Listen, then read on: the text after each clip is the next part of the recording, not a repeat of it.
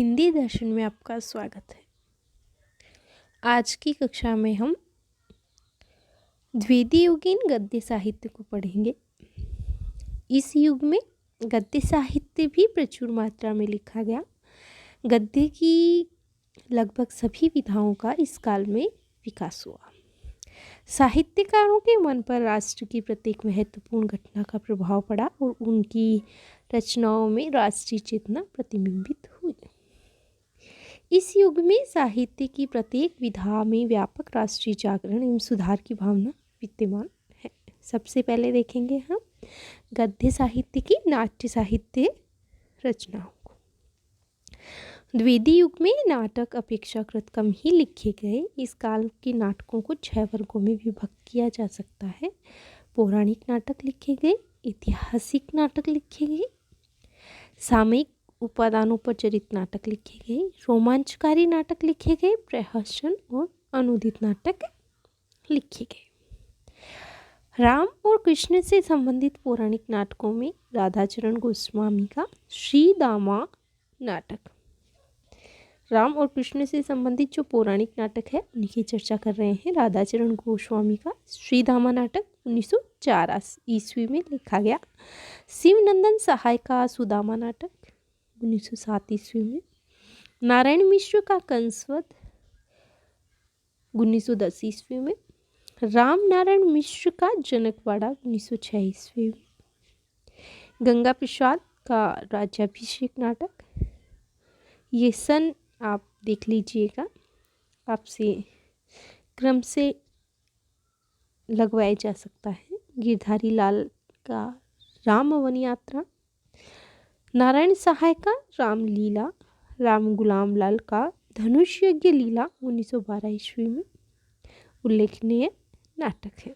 अन्य पौराणिक नाटकों में महावीर सिंह का नल दमयंती नाटक, बालकृष्ण भट्ट का वेणुसहा नाटक, लक्ष्मी प्रसाद का उर्वशी नाटक, उर्वशी नाटक है लक्ष्मी प्रसाद का।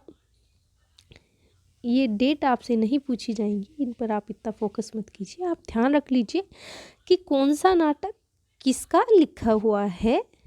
और जयशंकर प्रसाद का करुणालय नाटक, इसकी डेट आपसे पूछी जा सकती है। जो महत्वपूर्ण डेट है मैं आपको बता रही हूँ। जयशंकर प्रसाद का करुणालय नाटक 1912 ईस्वी में लिखा गया।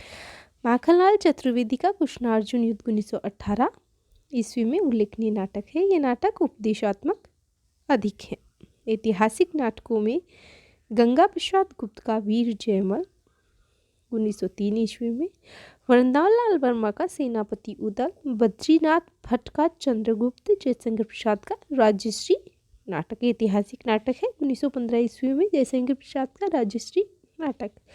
वस्तुतः हिंदी साहित्य में ऐतिहासिक नाटकों का सूत्रपात प्रसाद से ही हुआ है और प्रसाद के इसी नाटक से माना जाता है, जिसका समय कब माना जाता है 1915 ईस्वी।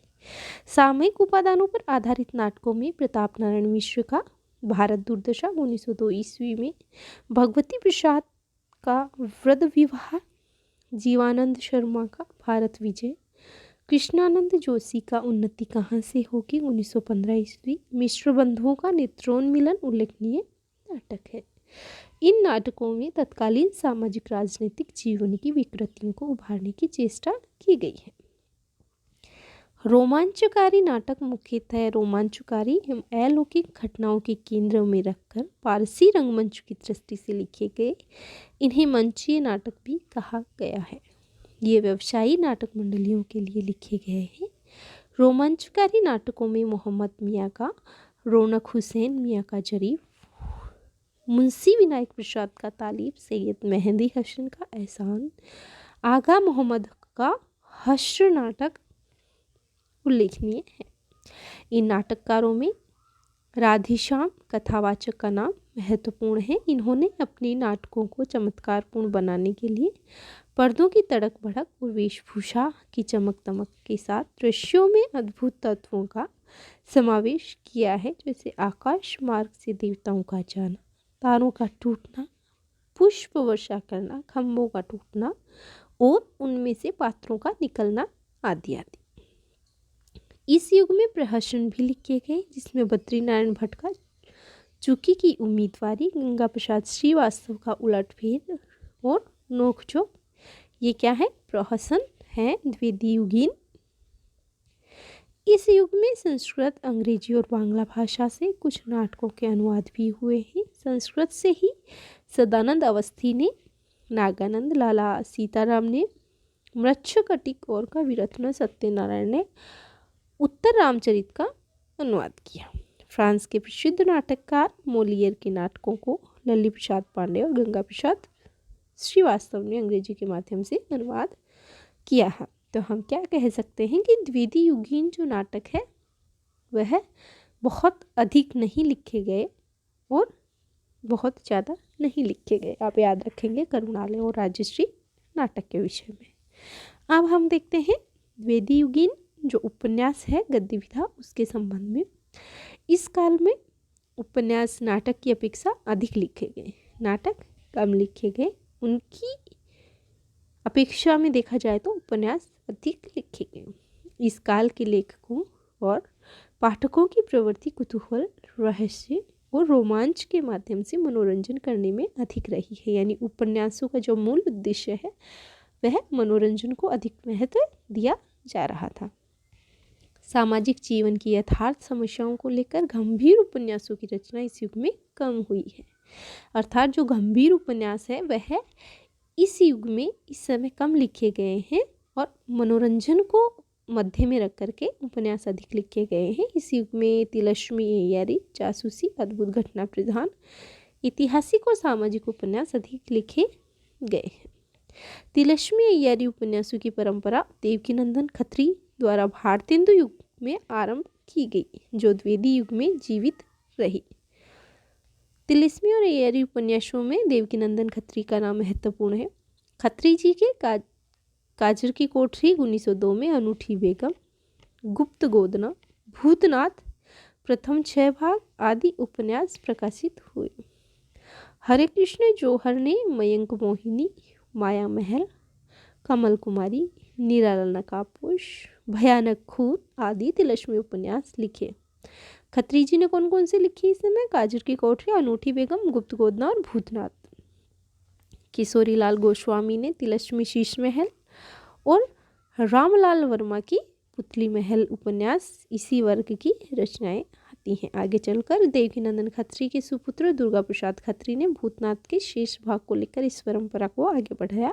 तो आपसे पूछा जा सकता है कि जो भूतनाथ के प्रारंभ के 6 भाग तो खत्री जी ने लिखे और फिर इसका जो संपूर्ण करने का काम है इसको किसने किया? तो इनके पुत्र दुर्गा प्रसाद खत्री ने। और भूतनाथ को प्रारंभ किसने किया था? तो देवकीनंदन खत्री ने। और शेष भाग किसने लिखे? दुर्गा प्रसाद खत्री ने। जासूसी उपन्यासों का प्रवर्तन गोपाल राम गहमरी ने किया। जासूसी उपन्यासों का प्रवर्तन किसने किया? तो गोपाल राम गहमरी ने। महत्वपूर्ण प्रश्न है। गहमरी जी अंग्रेजी के प्रसिद्ध जासूसी उपन्यासकार आर्थर कॉनन डॉयल से प्रभावित थे। गहमरी जी किससे प्रभावित थे? आर्थर कॉनन डॉयल से। आर्थर के उपन्यास ए स्टडी इन स्कारलेट का इन्होंने गोविंद राम नाम से अनुवाद किया। गोविंद राम नाम से किसका अनुवाद किया? तो ए स्टडी इन स्कारलेट। सरकटी लाश, चक्करदार चोरी, जासूस की भूल, जासूस पर जासूसी, जासूस चक्कर में, इंद्रजालिक जासूस, गुप्त भेद, जासूस की अय्यारी आदि इनके प्रसिद्ध जासूसी उपन्यास रहे हैं। अद्भुत घटना प्रदान उपन्यासों में विठलदास नागर का किस्मत का खेल, बांकेलाल चतुर्वेदी का खौफनाक खेल, निहाल चंद वर्मा का प्रेम का फल या मिस चौहरा, प्रेमविलास वर्मा का प्रेम माधुरी या अनंग कांता और दुर्गा प्रसाद खत्री का अद्भुत भूत। और इन्होंने भूतनाथ को भी पूरा किया था। और अद्भुत भूत उपन्यास किसका है पूछ लेंगे तो क्या कहेंगे? दुर्गा प्रसाद खत्री जी का यह उपन्यास। इस युग में ऐतिहासिक उपन्यास भी लिखे गए, परंतु इन उपन्यासों में इतिहास तत्वों की कमी थी। ऐतिहासिक उपन्यास जरूर लिखे गए लेकिन जो ऐतिहासिक तत्व थे उनका अभाव यहाँ देखने को मिलता है। ये उपन्यास भी रहस्य एवं रोमांच से प्रेरित थे। ऐतिहासिक उपन्यासकारों में किशोरीलाल गोस्वामी इस युग के सशक्त उपन्यासकार हैं। किशोरीलाल गोस्वामी के तारा व छात्र कुल कमलिनी, सुल्ताना रजिया बेगम का रंग महल में हलाहल, मल्लिका देवी, वाह बंग सरोजनी और लखनऊ की कब्र व शाही महलसरा चर्चित उपन्यास रहे हैं। गंगा प्रसाद गुप्त ने नूरजहां, कुमार सिंह सेनापति और हमीर उपन्यास लिखे हैं।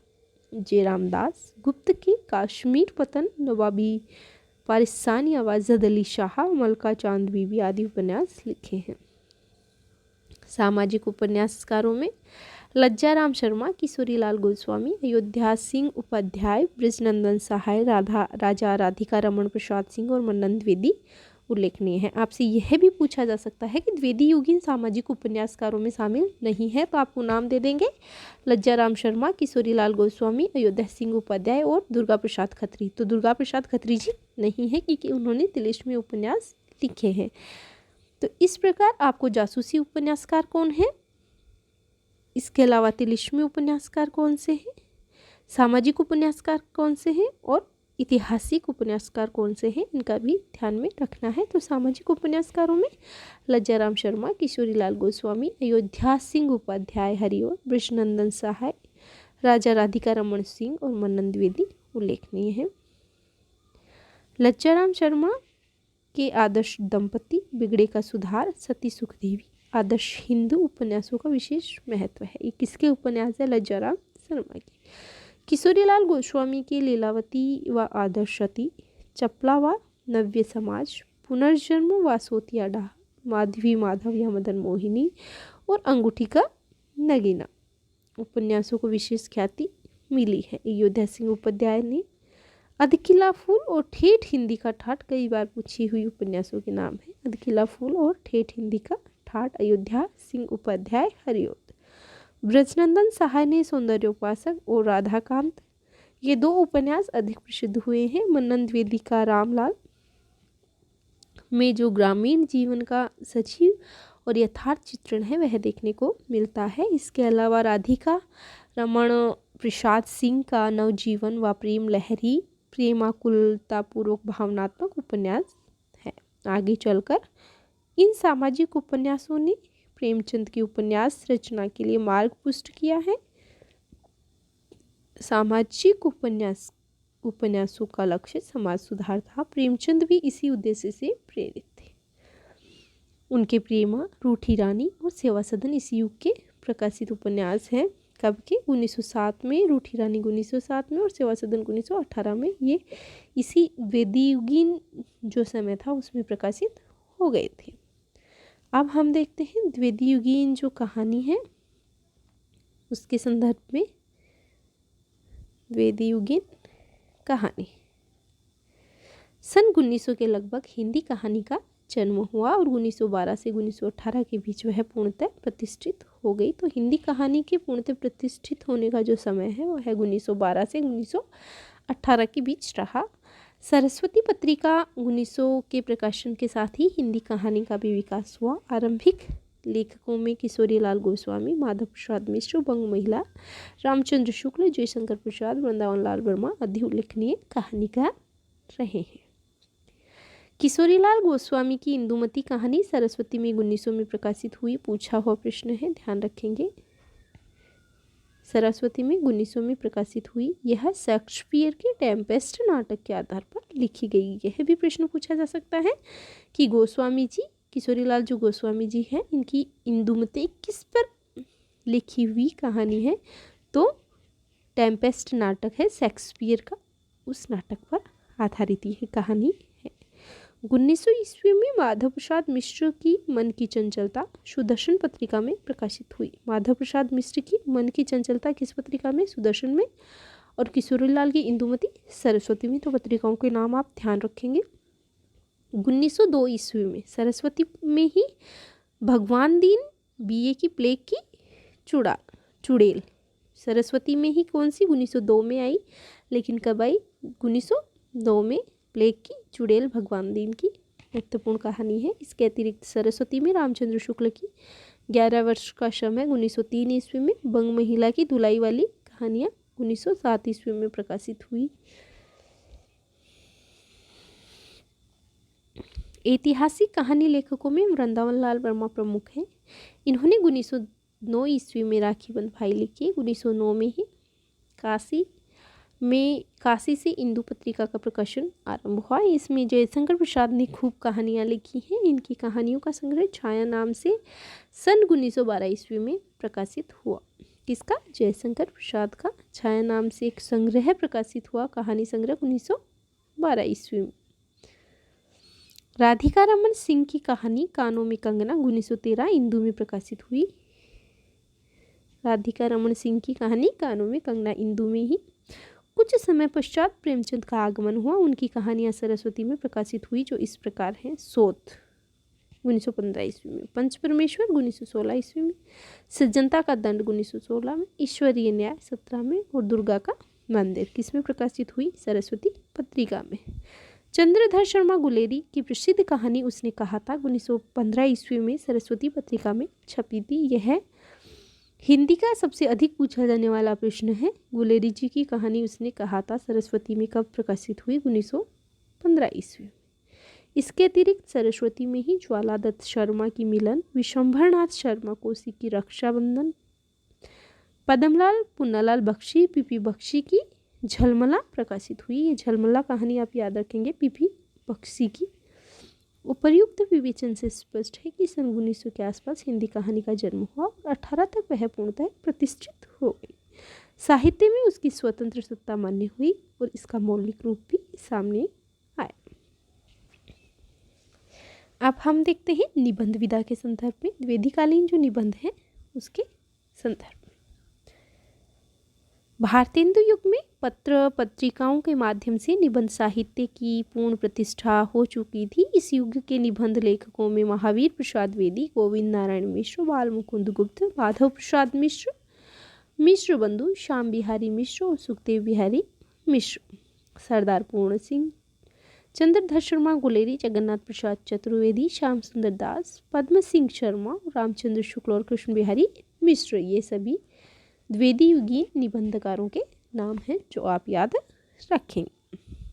महावीर प्रसाद द्विवेदी के निबंध परिचयात्मक या आलोचनात्मक टिप्पणियों के रूप में है। उनका म्यूनिसिपैलिटी कारनामे निबंध व्यंग्य शैली में लिखा हुआ पूछा जा सकता है। म्यूनिसिपैलिटी कारनामे निबंध किस शैली में लिखा हुआ है महावीर प्रसाद द्विवेदी का? तो व्यंग्य शैली में। आत्मनिवेदन, प्रभात, सुतापराधे, जनकष्य दंड आदि इनके अन्य चर्चित निबंध हैं। गोविंद नारायण मिश्र अपनी पांडित्यपूर्ण संस्कृत निष्ठ तत्सम प्रधान समास बहुला और दीर्घ वाक्य विन्यासपूर्ण गद्य शैली के लिए जाने जाते हैं। बाल मुकुंद गुप्त हिंदी साहित्य में शिव शंभू का चिट्ठा के लिए जाने जाते हैं। कई बार पूछा हुआ प्रश्न है बाल मुकुंद गुप्त का शिव शंभू का चिट्ठा। ये चिट्ठे भारत मित्र पत्रिका में प्रकाशित हुए हैं। माधव प्रसाद मिश्र के निबंध सुदर्शन में प्रकाशित हुए हैं। इनके निबंध पुष्पांजलि में संकलित हैं। माधव प्रसाद मिश्र के निबंध सुदर्शन में प्रकाशित हुए हैं और पुष्पांजलि में संकलित हैं। सरदार पूर्ण सिंह इस युग के श्रेष्ठ निबंधकार हैं। तो द्विवेदी युग के श्रेष्ठ निबंधकार कौन से हैं? सरदार पूर्ण सिंह। इन्होंने कुल 6 निबंध लिखे और 6 के 6 ही बहुत प्रसिद्ध निबंध इनके हुए हैं। इन्होंने नैतिकता और सामाजिकता को लेकर निबंध लिखे हैं। पूछा जा सकता है आपसे सरदार पूर्ण सिंह से संबंधित कौन सा कथन असत्य है? यह द्विवेदी युग के श्रेष्ठ निबंधकार हैं। इन्होंने कुल 6 निबंध लिखे हैं। इन्होंने नैतिकता और सामाजिकता को लेकर निबंध लिखा है और उपयुक्त सभी। तो हम क्या कहेंगे? ये सभी कथन सरदार पूर्ण सिंह से संबंधित सही है। आचरण की सभ्यता 6 निबंध हैं, उनका नाम याद रखेंगे। आचरण की सभ्यता, सच्ची वीरता, मजदूरी और प्रेम, पवित्रता और कन्यादान इनके प्रसिद्ध निबंध हैं। चंद्रधर शर्मा गुलेरी की साहित्यिक क्षमता अप्रतिम थी। ये पुरातत्व के मान्य विद्वान थे। कछुआ धर्म और मोरेसी मोही खुटाव इनके बहुचर्चित निबंध हैं गुलेरी जी के। आचार्य रामचंद्र शुक्ल के श्रेष्ठ मनोवैज्ञानिक निबंध 1912 ईस्वी से 1919 ईस्वी तक नागरिक विचारणी पत्रिका में प्रकाशित हुए। इनके भय और क्रोध, ईर्ष्या, घृणा, उत्साह, श्रद्धा, भक्ति, करुणा, लज्जा, ग्लानि, लोभ और प्रीति निबंध द्विवेदी युग में ही प्रकाशित हुए थे। तो ये द्विवेदी युगीन निबंध हैं आचार्य रामचंद्र शुक्ल जी के। गणेश शंकर विद्यार्थी, मनन द्विवेदी, यशोदानंदन अखोरी, केशव प्रसाद सिंह भी इस युग के चर्चित निबंधकार रहे हैं। इस युग में समाज की हीनावस्था, धार्मिक विषमता, धार्मिक पतन, व्यापक राष्ट्रीय समस्याओं को लेकर निबंध लिखे गए। इस समय कैसे निबंध लिखे गए? समाज की हीन अवस्था, आर्थिक विषमता, धार्मिक पतन और व्यापक राष्ट्रीय समस्याओं को लेकर निबंध लिखे गए। शैली की दृष्टि से इस युग में वर्णनात्मक, भावात्मक और विवरणात्मक, विचारात्मक, कथात्मक, शोधपरक आदि शैलियों में निबंध लिखे गए।